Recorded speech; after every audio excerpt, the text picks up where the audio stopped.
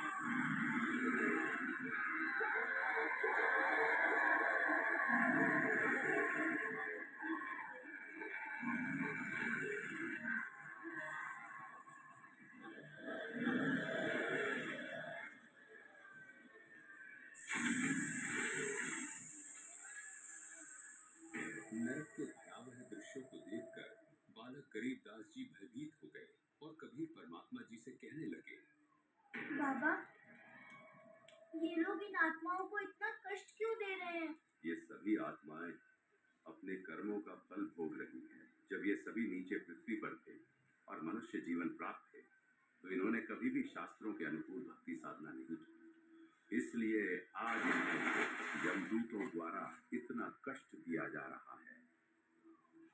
नरक दिखाने के बाद कबीर परमात्मा जी बालक गरीबदास जी को धर्मराज के पास ले गए। कबीर परमात्मा जी को देखकर धर्मराज तुरंत गद्दी से खड़े हो गए और हाथ जोड़कर कबीर परमात्मा जी से कहने लगे, आदेश करें भगवान, क्या आपके दास से कोई गलती बनी है?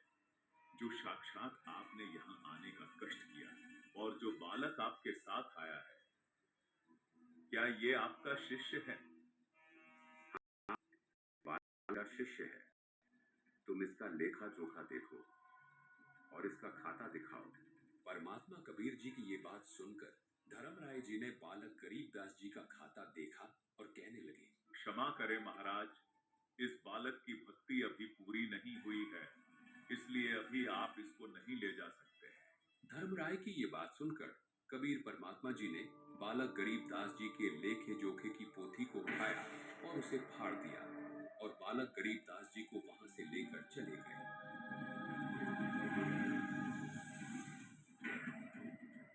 और काल के 21वें ब्रह्मांड में पहुंचे, जहां ये काल ब्रह्म तपच्छिला पर 1 लाख मनुष्य शरीरधारी प्राणियों के सूक्ष्म शरीर से निकले गंध को खा रहा था।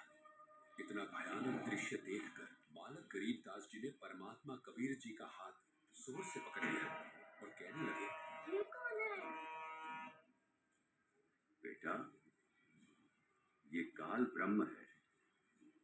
अपनी ही गलती के कारण इसे 1 लाख मनुष्यधारी प्राणियों के सूक्ष्म शरीर से निकले गंध को खाने का श्राप मिला है।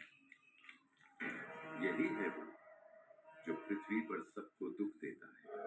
कबीर परमात्मा गरीबदास जी को ये बात बता ही रहे थे कि तभी काल ने परमात्मा कबीर जी और बालक गरीबदास जी को देखा और 11वें द्वार के पास जाकर खड़ा हो गया।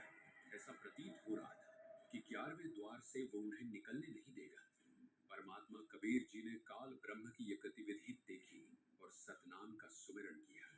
परमात्मा कबीर जी ने जैसे ही सतनाम का सुमिरन किया, वैसे ही देखते काल ब्रह्म ने अपनी गर्दन नीचे झुका ली, मानो कोई शक्ति जबरदस्ती काल को नीचे की ओर धकेल रही हो। बेटा, पाँव रख इसके सिर पर। परमात्मा कबीर जी का आदेश पाते ही बालक गरीबदास जी ने ज्योति निरंजन के सर पर पाँव रखा और 11वें द्वार से पार हो गए।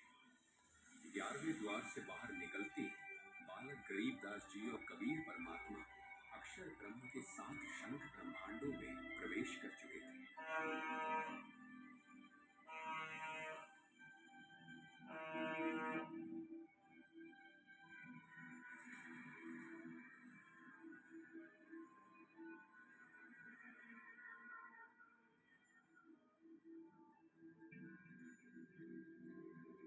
ये बुजुर्ग कौन है? अरे बाबा जी, ये कौन है? बेटा गरीबदास, ये जो तुम्हें सामने खड़ा दिखाई दे रहा है, ये अक्षर पुरुष है। अक्षर पुरुष? हाँ बेटा, अक्षर पुरुष, जिसका वर्णन गीता अध्याय 15 के श्लोक 16 में भी किया गया है। ये ही वो अक्षर पुरुष है जिसको परमात्मा ने 7 संत ब्रह्मांड दिए हैं। क्या काल ब्रह्म की तरह अक्षर पुरुष भी 1 लाख मनुष्यधारी प्राणी खाता है? नहीं बेटा, परमात्मा ने इसको ऐसा कोई श्राप नहीं दिया। अक्षर पुरुष जीवों को नहीं खाता।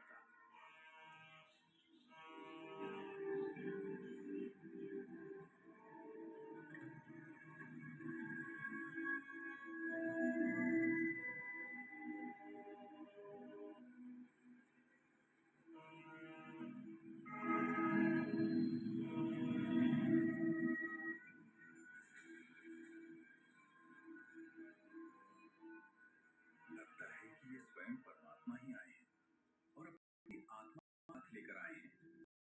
हे शक्ति, आपके चरणों में मेरा कोटि कोटि दंडवत प्रणाम। महात्मा कबीर ब्रह्म की देख कर मुस्कुराए और बालक गरीबदास जी को साथ लेकर 12वां द्वार पार करके सतलोक में प्रवेश कर गए।